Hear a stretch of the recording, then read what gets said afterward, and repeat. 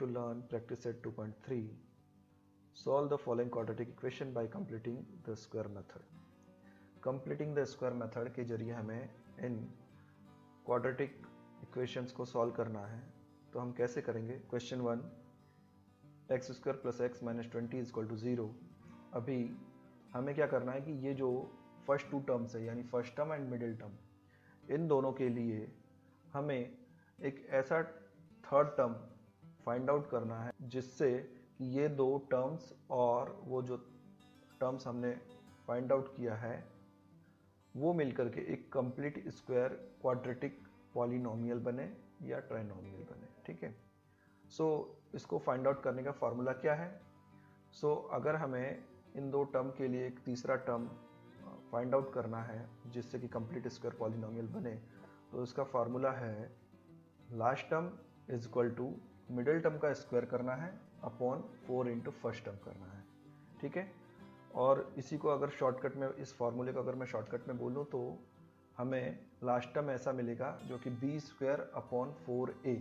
ये B square upon 4a अगर हम करेंगे तो लास्ट टर्म हमें मिल जाएगा. ये a इज इक्वल टू 1 है और b इज इक्वल टू 1 है हमारे इस इक्वेशन के लिए. जब हम इसको ax square plus bx plus c के रूप में अगर हम लिखते हैं तो a इज इक्वल टू 1 और b इज इक्वल टू 1 मिल जाता है. तो वही a की वैल्यू और b की वैल्यू हमें इस लास्ट टर्म वाले फार्मूले में पुट करनी है. जब हम पुट करेंगे तो हमें मिलेगा b की जगह 1 आ जाएगा तो 1 का स्क्वायर अपॉन a की जगह भी 1 आ जाएगा तो 4 इंटू 1 यानी 4 1 जा 4. तो हमें मिल गया क्या? 1 का स्क्वायर 1 और 4 1 जा 4, तो हमें मिल गया 1 अपॉन 4. यानी कि हम ये जो टर्म है 1 अपॉन 4 उसको ऐड करेंगे इसमें. तो हम क्या लिखेंगे? तो देखिए हम लिखेंगे पहले एक्स स्क्वायर फर्स्ट टर्म, फिर मिडिल टर्म और उसके बाद में 1 अपॉन 4 को हमें इसमें ऐड करना है. 1 अपॉन 4 हमने ऐड कर दिया. अब 1 अपॉन 4 हम अपनी मर्जी से ऐड कर रहे हैं, एक्स्ट्रा ऐड कर रहे हैं, तो जो इक्वेशन है वो इम्बैलेंस हो जाएगा. तो इक्वेशन को बैलेंस में रखने के लिए हमें साथ ही साथ माइनस 1 अपॉन 4 भी करना होगा, क्योंकि 1 अपॉन 4 हमने अपनी मर्जी से ऐड किया और फिर उसे माइनस कर देने से ये 0 हो गया. तो जो इक्वेशन है वो एज इट इज रह जाएगा, मतलब वो बैलेंस में ही रहेगा. ठीक है. इसलिए हमको जो लास्ट टर्म में हमने ऐड किया और फिर उसे घटा भी दिया और उसके बाद में फिर होगा -20. ठीक है. इस -20 को हम लिख लेंगे और उसके बाद इक्वल टू 0. अब यहाँ पे देखिए कि ये जो फर्स्ट 3 टर्म्स है यानी ये टर्म्स है x square plus x plus 1 upon 4, ये एक कंप्लीट स्क्वायर क्वाड्रेटिक पॉलिनोमियल है. तो ये किसका कंप्लीट स्क्वायर है? तो उसके लिए देखेंगे हम जो फर्स्ट टर्म है एक्स स्क्वायर उसका रूट, ठीक है, और मिडिल टर्म का साइन, और ये जो थर्ड टर्म है उसका रूट, ये इसका कंप्लीट स्क्वायर है. यानी x प्लस 1 अपॉन 2 का कंप्लीट स्क्वायर जो है x square plus x plus 1 upon 4 है.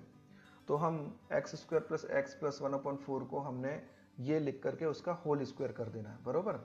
और अभी जो लास्ट टर्म है हमारे पास में, मीन्स लास्ट के दो टर्म है -1 अपॉन 4 -20, तो इसके लिए हम रफ वर्क कर लेते हैं. तो ये हो गया हमारा -1 अपॉन 4 -20. जब इनको सॉल्व करना है हमें तो 4 को 20 से मल्टीप्लाई कर देंगे तो ये हो जाएगा 80. तो हमें जब 80 हो जाएगा तो 80 अपॉन 4 हो जाएगा ना ये, यानी कि 4 दोनों के अपॉन में हो गया, 4 दोनों का डिनोमिनेटर हो गया. तो हम सीधे सीधे लिख सकते हैं -1 -80 अपॉन 4. तो -1 -80 इज इक्वल टू, नंबर्स को ऐड कर दो और साइन माइनस लगा देंगे तो हो जाएगा -81 और अपॉन 4, तो -81 upon 4, okay, is equal to 0. Now जो पहला है x प्लस 1 अपॉन 2 का होल स्क्वायर, ये तो हमें सेम वैसे ही लिख देना है. और 81 का जो स्क्वायर रूट होता है वो 9 होता है और 4 का स्क्वायर रूट 2 होता है. तो हम इसे ऐसे लिख सकते हैं -9 अपॉन 2 का होल स्क्वायर, यानी 9 का भी स्क्वायर और 2 का भी स्क्वायर. तो 81 को 9 लिख दिया और 4 का 2 लिख दिया और कंप्लीट ब्रैकेट है उसका स्क्वायर इज इक्वल टू 0. अभी ये क्या हो गया हमारे पास में, a square minus B square के आइडेंटिटी के आधार पर हम इसको सॉल्व करेंगे, क्योंकि देखो पहले ब्रैकेट का स्क्वायर है और फिर दूसरे ब्रैकेट का स्क्वायर है और दोनों का डिफरेंस है, माइनस है इसलिए. तो ये हो जाएगा अभी हमारा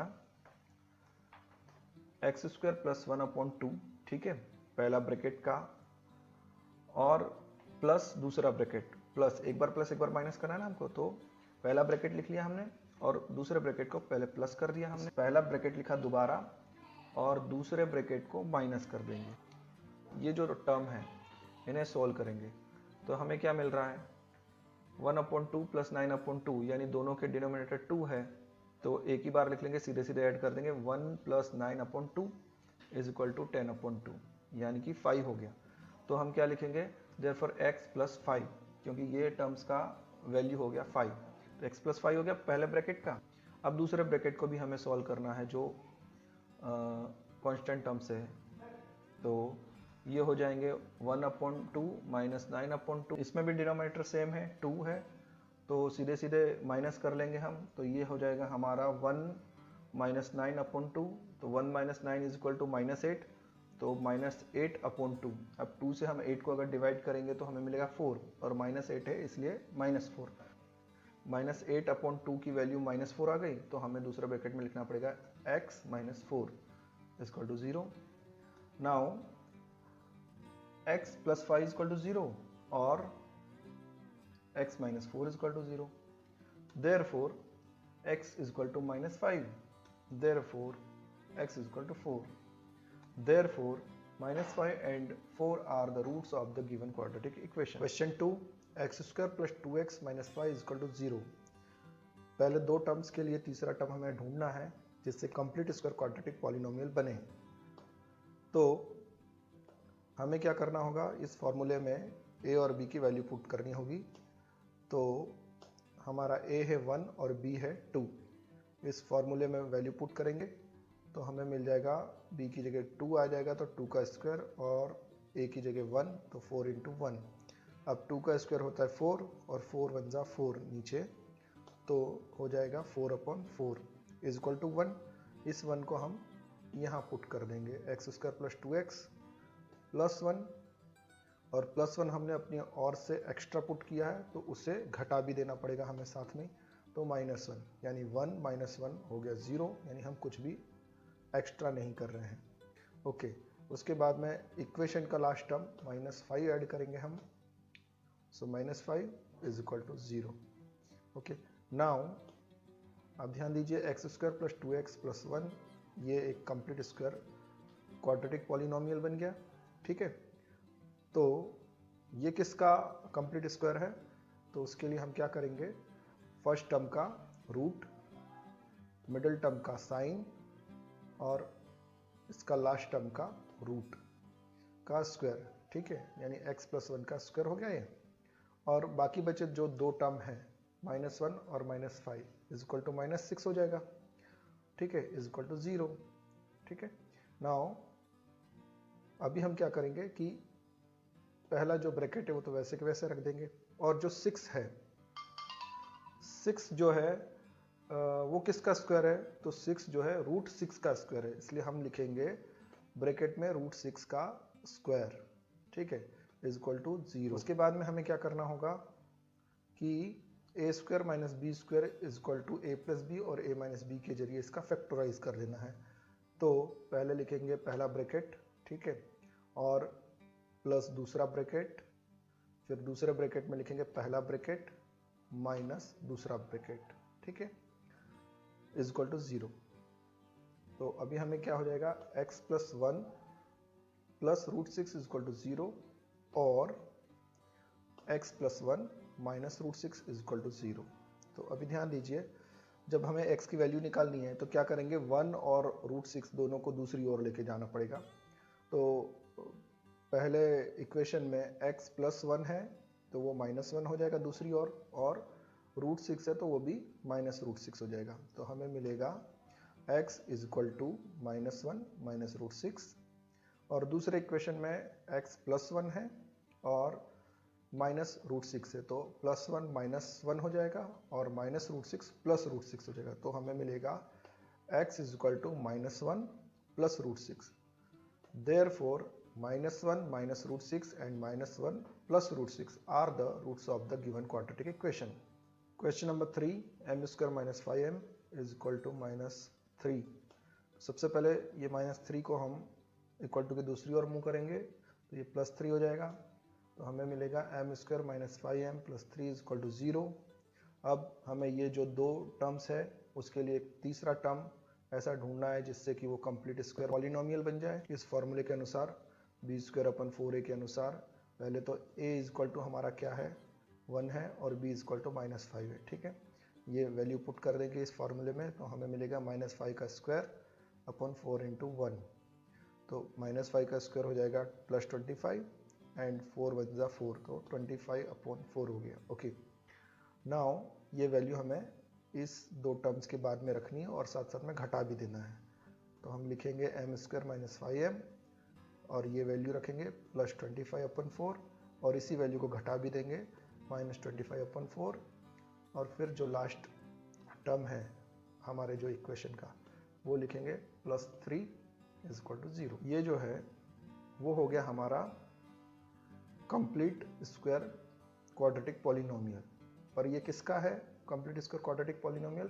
तो फर्स्ट टर्म का रूट m स्क्वायर का रूट m और मिडिल टर्म का साइन माइनस और 25 अपॉन 4 का रूट यानी 25 का रूट 5 और 4 का रूट 2 तो 5 अपॉन 2 और फिर ब्रैकेट का यानी पूरे इसका स्क्वायर। ठीक है, मतलब m - 5 अपॉन 2 का ये ऊपर वाला कंप्लीट स्क्वायर है। ओके, उसके बाद में हम लास्ट टू टर्म्स को सॉल्व करेंगे।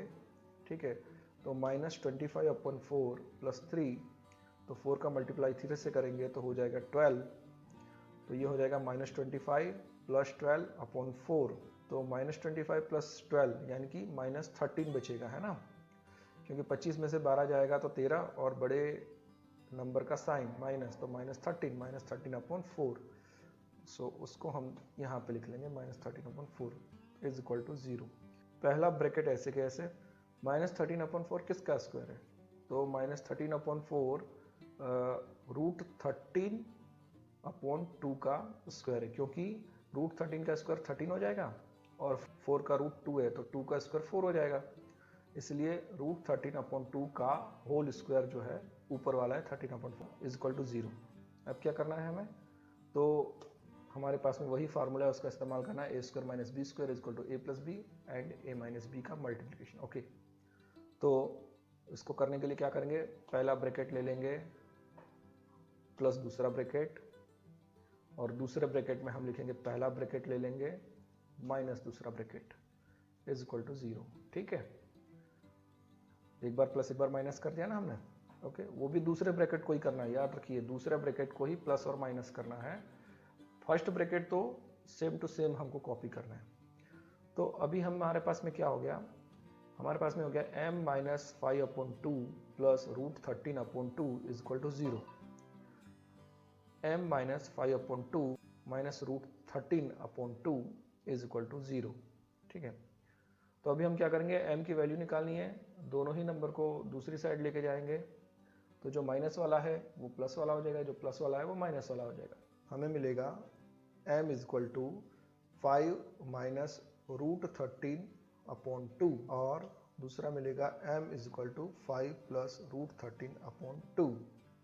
क्योंकि दोनों के ही डिनोमिनेटर जो है 2 थे, इसलिए सीधे सीधे इनको सॉल्व किया गया है और दूसरी साइड में इनके निशान बदल दिए गए। वहाँ पे -5 का है तो यहाँ पे +5 का हो गया और वहाँ पे √13 प्लस का है तो यहाँ पे -√13 हो गया अपॉन 2 और दूसरे m की वैल्यू में सेम किया गया है। 5 वहाँ पे माइनस का है, 5 यहाँ पे प्लस का कर दिया है और √13 माइनस का है वहाँ पे तो √13 प्लस का कर दिया है। ठीक है, therefore 5 - √13 upon 2 and 5 + √13 upon 2 are the roots of the given quadratic equation. Like and share the video. Subscribe the channel. Press the bell icon.